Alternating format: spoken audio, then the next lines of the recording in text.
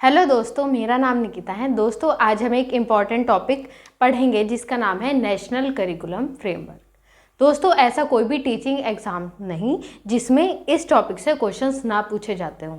तो चलिए बिना टाइम वेस्ट करे देखते हैं कि क्या है ये नेशनल करिकुलम फ्रेमवर्क। देखिए, जो नेशनल करिकुलम फ्रेमवर्क है इसमें एक शब्द आ रहा है करिकुलम। क्या शब्द आ रहा है? करिकुलम। और जॉन डीवे जो हुए हैं, तो जॉन डीवे ने क्या कहा था कि एजुकेशन जो है वो क्या है? A tripolar process. Education is a tripolar process. मैंने शॉर्ट में लिख दिया है एजुकेशन ट्राइपोलर प्रोसेस, जिसमें एक सिरे पर कौन है? टीचर। दूसरे सिरे पर कौन है? स्टूडेंट। और तीसरे सिरे पर कौन है? करिकुलम। तो यहां पर कौन है? करिकुलम। तो टीचर, करिकुलम एंड स्टूडेंट। ठीक है, तो एक पोल पर कौन है? टीचर। दूसरे पोल पर कौन है? स्टूडेंट। और इन दोनों को आपस में कौन जोड़ता है? तो करिकुलम। तो ठीक है, तो जॉन डीवे ने कहा कि एजुकेशन एक ट्राइपोलर प्रोसेस है। इसमें उन्होंने बताया कि एक सिरे पर होते हैं टीचर, दूसरे सिरे पर होते हैं स्टूडेंट, और तीसरे सिरे पर क्या होता है? करिकुलम। तो ये जो करिकुलम है वो एक लिंक की तरह से एक्ट करता है टीचर और स्टूडेंट के बीच में। अब हम देखेंगे कि ये नेशनल करिकुलम फ्रेमवर्क क्या है। ये एक ऐसा फ्रेमवर्क है जो कि नेशनल लेवल पर करिकुलम के बारे में एक जो है गाइडलाइंस या स्टैंडर्ड्स वगैरह दिए गए हैं कि किस तरह का करिकुलम होगा, क्या क्या चीज़ें होंगी, तो वो सारी चीज़ें आएंगी। इसमें आपको बेसिक ये पता होना चाहिए कि पहला एनसीएफ जो है वो कब आया, और उनका सबका आपको क्रोनोलॉजिकल ऑर्डर पता होना चाहिए। सभी कॉम्पिटिटिव एग्जाम्स में इससे रिलेटेड क्वेश्चंस पूछे जाते हैं। उसके अलावा बेसिक फीचर्स भी आपको पता होने चाहिए। तो चलिए देखते हैं कि सबसे पहला एनसीएफ कब आया। तो सबसे पहला एनसीएफ कब आया? 1975 में। तो सबसे पहला एनसीएफ जो आया वो आया एनसीएफ 1975। ये फर्स्ट एनसीएफ है, फर्स्ट एनसीएफ। इसमें कहा गया कि more child centred and experiential learning type की अप्रोच की ज़रूरत है। More child centred and experiential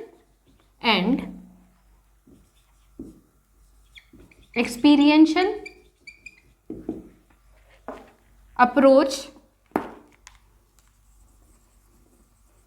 of learning is needed.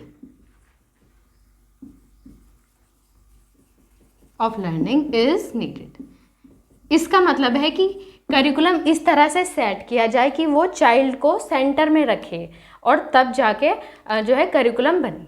ठीक है, तो चाइल्ड को सेंटर में रखकर करिकुलम बनाया जाए। उसके अलावा जो अप्रोच है वो ऐसी होनी चाहिए एक्सपीरियंशियल टाइप। इसका मतलब है कि बच्चे प्रयोग के द्वारा या एक्सपीरियंस के द्वारा सीखें। उसके बाद तो हम देखेंगे सेकंड एनसीएफ कौन सा है। सेकंड एनसीएफ आया है 1988 में, जो कि कौन से रिकमेंडेशन पर आया था? ऑन रिकमेंडेशन ऑफ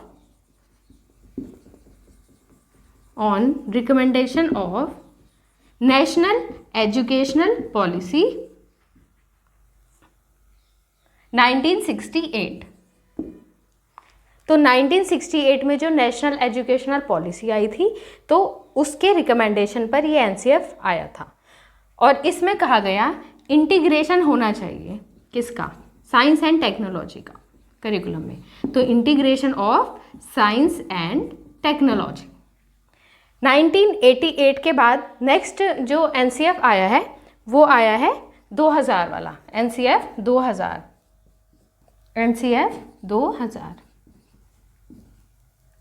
ठीक है, तो एनसीएफ 2000 में क्या कहा गया है कि इंक्लूसिव एजुकेशन की ज़रूरत है। Focus on inclusive education.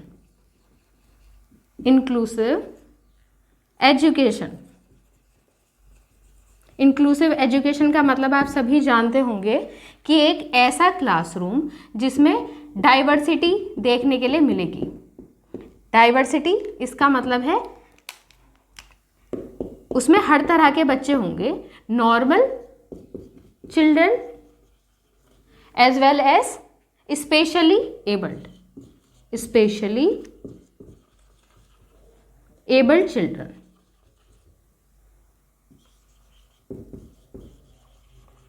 और सिर्फ स्पेशली एबल्ड चिल्ड्रन होंगे ही नहीं, उनको फैसिलिटीज़ भी मिलेंगी। ठीक है, तो इस तरह का जो क्लासरूम होगा वो कैसा होगा, इंक्लूसिव क्लासरूम। ठीक है, तो एनसीएफ 2000 में फोकस किया गया इंक्लूसिव एजुकेशन पर। जो उसके बाद एनसीएफ आया वो आया है एनसीएफ 2005। ठीक है, तो अब नेक्स्ट हम देखेंगे। और हाँ, इसमें एक पॉइंट और रह गया है कि यहाँ पर मदर टंग का यूज़ किया जाना चाहिए क्लास 1 एंड 2 में। मदर टंग यूज़ होनी चाहिए क्लास 1 एंड 2 में, क्योंकि वो छोटे बच्चे हैं तो मदर टंग के द्वारा ही वो चीज़ों को समझ पाएंगे। तो मदर टंग का यूज़ हो क्लास 1 एंड 2 में। तो नेक्स्ट एनसीएफ अब हम देखेंगे।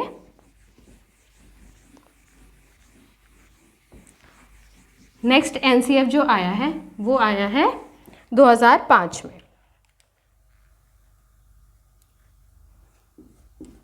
एनसीएफ 2005। देखिए, जो एनसीएफ 2005 है ये बहुत ज़्यादा इम्पॉर्टेंट है। ये आपका बीएड एग्ज़ाम हो, सीटेट एग्ज़ाम हो या कोई भी टीचिंग एग्ज़ाम हो, सभी में इस टॉपिक से काफ़ी क्वेश्चंस पूछे जाते हैं। तो जो नेशनल करिकुलम फ्रेमवर्क है 2005 में, तो ये किसकी रिकमेंडेशन पर आया, ऑन रिकमेंडेशन ऑफ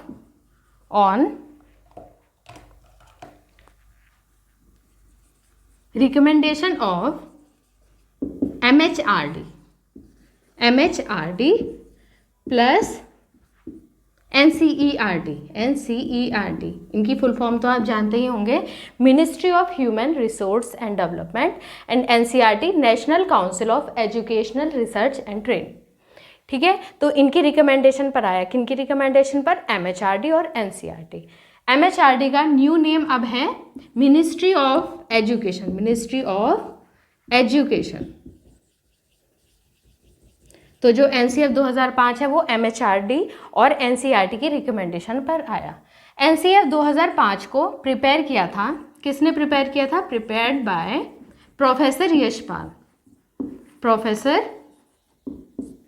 यशपाल, जिसकी टैगलाइन क्या थी, इसकी टैगलाइन थी एनसीएफ 2005 की। यहाँ से आपको डायरेक्ट क्वेश्चंस देखने के लिए मिलेंगे। तो जो टैगलाइन थी वो थी शिक्षा बिना अधिभार या शिक्षा बिना बोझ या फिर लर्निंग विदाउट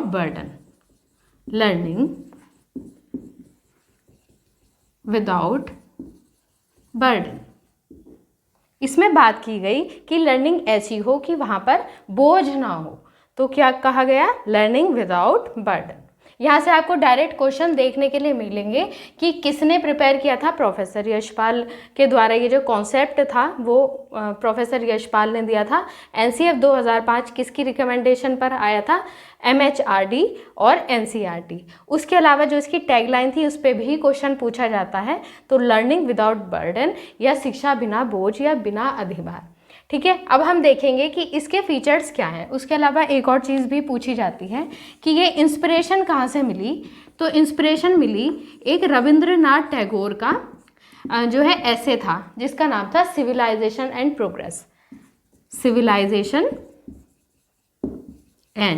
प्रोग्रेस। तो ये इंस्पिरेशन यहाँ से मिली है।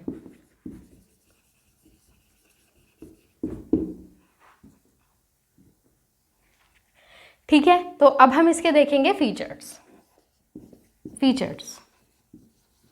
इसके फीचर्स क्या हैं कि बच्चा करके सीखे, तो learning by doing.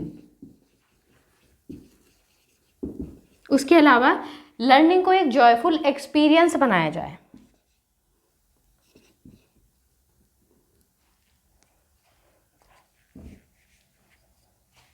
Make learning a joyful experience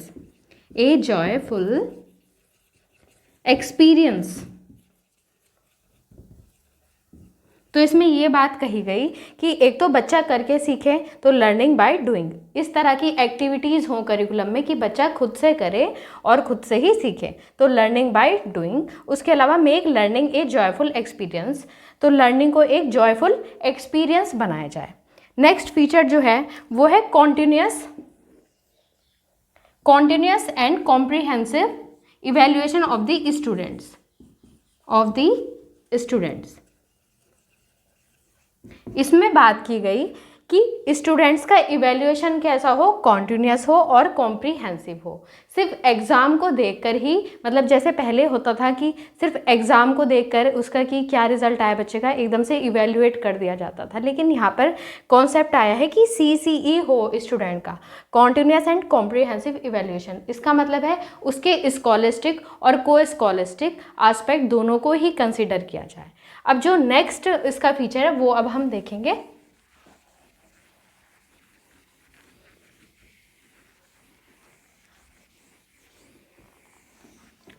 आपको यहाँ लाइन से क्वेश्चन देखने के लिए मिलेंगे, तो आप अच्छे से इनको नोट कर लीजिए।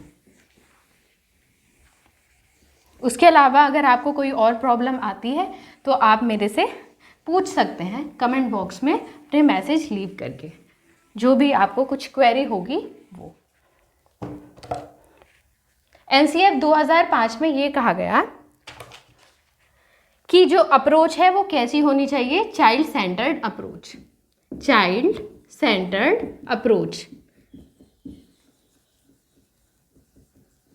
इसका मतलब है चाइल्ड को सेंटर में रखकर, जो चाइल्ड है, ठीक है, इसको सेंटर में रखकर सारी चीज़ें बनाई जाएं। इसको पहले इसके इंटरेस्ट, इसकी एज, इसकी कैपेबिलिटी, इसकी कैपेसिटी, सारी चीज़ों को देखकर जो है करिकुलम फॉर्म किया जाए। तो ये कौन होगा, सेंटर में, ठीक है, ये कौन होगा, सेंटर में जो चाइल्ड है।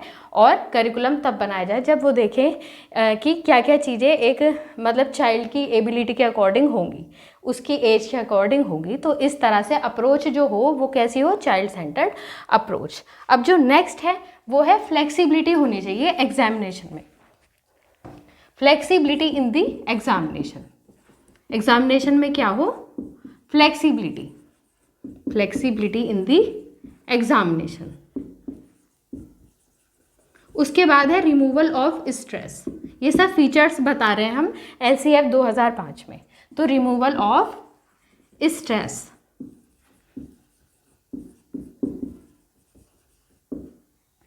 उसके अलावा ये कहा गया कि अटेंशन दी गई है, मतलब attention to teachers autonomy,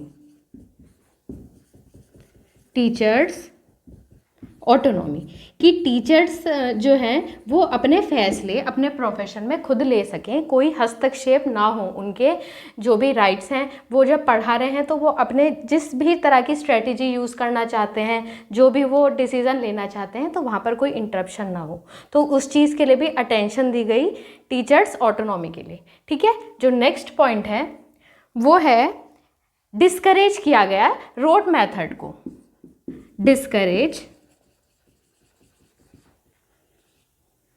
road method. जैसे बच्चे चीज़ों को रट लेते हैं, ठीक है, तो इस चीज़ को ख़त्म करने के लिए यहाँ पर क्या आया, डिस्करेज किया गया रोट मेथड को, कि ये जो NCF है वो कहता है कि रोट मेथड को डिस्करेज करो, कि बच्चा रटंत प्रवृत्ति से दूर जाए। उसके अलावा जो कंटेंट हो वो कैसा हो, अंडरस्टैंडिंग लेवल बेस्ड।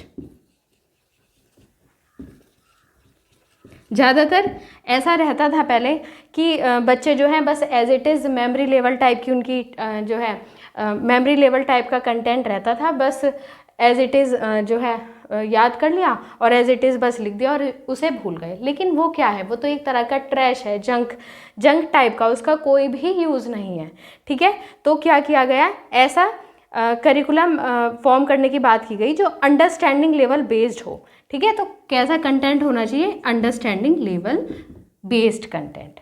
उसके अलावा बात की गई कि करिकुलम जो है वो कैसा होना चाहिए, करिकुलम होना चाहिए beyond text book, curriculum beyond text book.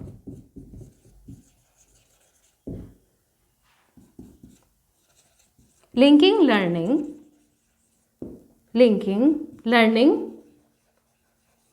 With life experiences.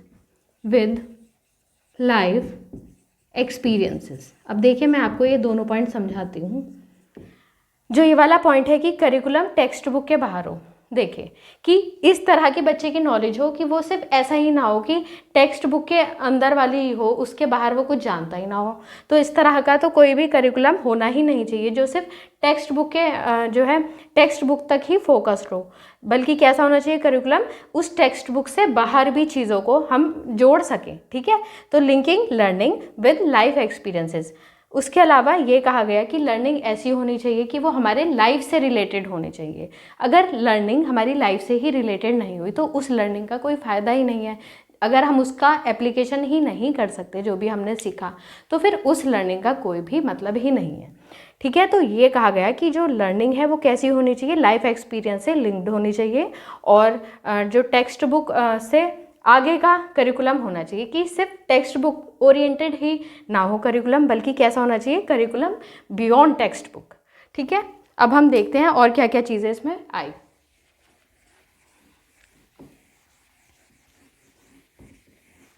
तो आपको ये लाइंस अच्छे से याद कर लेनी है, पढ़ लेनी है, समझ लेनी है, और अगर कोई प्रॉब्लम है तो आप मुझसे पूछ सकते हैं। उसके बाद ये कहा गया कि डेवलपमेंट होनी चाहिए, डेवलपमेंट ऑफ किसकी, development of creativity and self confidence.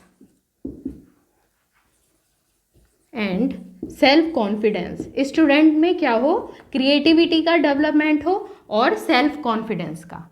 उसके अलावा प्रमोशन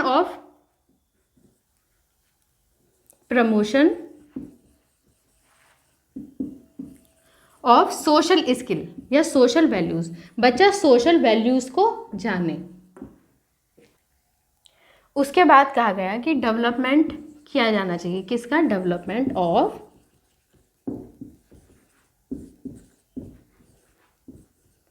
कोऑपरेटिव स्किल्स। जो कोऑपरेटिव स्किल्स हैं, सहयोग करने के आपस में, ठीक है, तो उन सब का भी डेवलपमेंट होना चाहिए। उसके अलावा इनकलकेशन हो, किसका, इनकलकेशन ऑफ कॉम्पिटिटिव स्पिरिट, जो भाग लेने की स्पिरिट है, ठीक है, वो आए बच्चों में। तो कॉम्पिटिटिव स्पिरिट का इनकलकेशन, तो बच्चों को क्या किया जाए, स्टिमुलेट किया जाए कि बच्चे एक्टिवली जो है पार्टिसिपेट करें किसी भी प्रोग्राम में। और जो कॉम्पिटिटिव स्पिरिट है वो इस तरह की ना हो कि बच्चों को आपस में जेलसी होने लगे कि वो तो फर्स्ट आया है ना, तो इस तरह की चीज़ें नहीं होनी चाहिए, बल्कि बच्चों के अंदर आप कॉम्पिटिटिव स्पिरिट डेवलप कीजिए। लेकिन बच्चों को साथ में ये बताइए कि हमेशा फर्स्ट आना ही कुछ नहीं होता, बल्कि भाग लेना भी बहुत इंपॉर्टेंट है। ठीक है, तो इनकलकेशन ऑफ कॉम्पिटिटिव स्पिरिट, ठीक है, हमेशा जीतने के लिए नहीं बल्कि भाग लेने के लिए भी बच्चों को प्रेरित करें। उसके बाद है जो नेक्स्ट पॉइंट है वो है प्रोवाइड स्पेस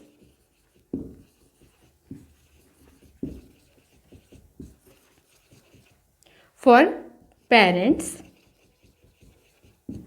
एंड कम्युनिटी। यहाँ पर बात की गई कि पेरेंट्स और कम्युनिटी जो हैं उनके लिए भी एक स्पेस प्रोवाइड किया जाए। लाइन से ऐसे ही क्वेश्चंस देखने के लिए मिलेंगे। अब जो हम बात करेंगे नेक्स्ट वो ये है, नेक्स्ट पॉइंट है वो है एम्फेसिस ऑन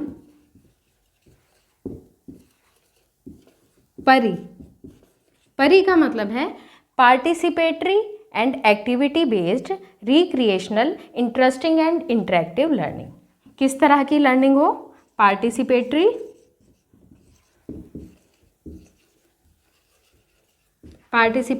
एक्टिव, रिक्रिएशनल,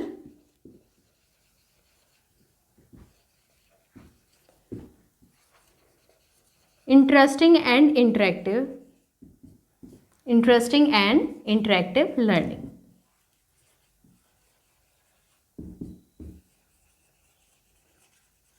उसके अलावा एनसीएफ में ये भी कहा गया कि बच्चों को उपदेश देकर ही ना सिखाएं बल्कि अच्छा वातावरण देकर भी सिखाएं। ठीक है,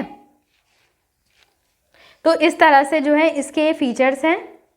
तो इस तरह से आपने देखे कि एनसीएफ 2005 में क्या क्या फीचर्स हैं। तो दोस्तों ये यहीं पर कंप्लीट होता है। आपको ये पता होना चाहिए कि कौन कौन से एनसीएफ आए हैं, ठीक है। मैं एक बार दोबारा बता देती हूँ। तो आपको क्रोनोलॉजी आपको पता होनी चाहिए कि क्या क्या एनसीएफ आए और कौन कौन से ईयर में, ठीक है। तो आपको इनकी क्रोनोलॉजिकल ऑर्डर याद होने चाहिए। ये इंपॉर्टेंट क्वेश्चन बनते हैं।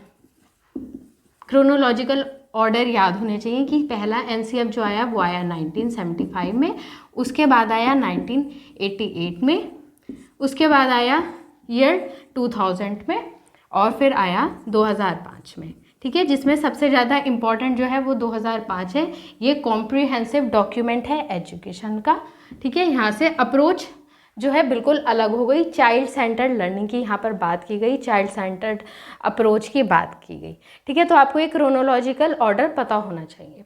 तो क्वेश्चंस आपको डायरेक्ट मिल जाएंगे जो भी मैंने पॉइंट्स यहाँ पर डिस्कस किए हैं। तो दोस्तों अगर आपको ये वीडियो पसंद आई तो वीडियो को लाइक कीजिए और मेरे चैनल को सब्सक्राइब कीजिए।